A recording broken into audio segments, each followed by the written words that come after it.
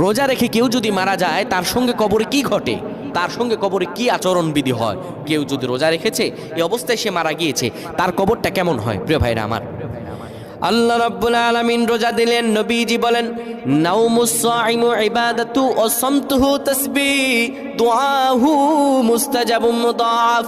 বিশ্ব নবী মুহাম্মদুর রাসূলুল্লাহ বলেন রোজা এমন একটা ফজিলতের বিষয়, কেউ যদি রোজা রেখে ঘুমায় আমার আল্লাহ তার আমলনামা লিখতে থাকেন। অসমতুহু তাসবিহ, কেউ যদি রোজা রেখে চুপ থাকে ওই চুপ থাকাটাও তাসবিহ হিসাবে কাউন্ট করা হয়।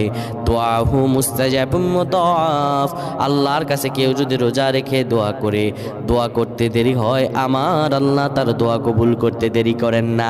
এত বেশি ফজিলত, এই ফজিলতপূর্ণ রোজা রেখে কেউ যদি মারা যায় তার সব আমলনামা আর তার সব গুনাহ মাফ হয়ে যায়। ব্যাপারটা এমন নয়, রোজার অবস্থায় মারা গেলে আমার আল্লাহ তাকে ফজিলত দিবে।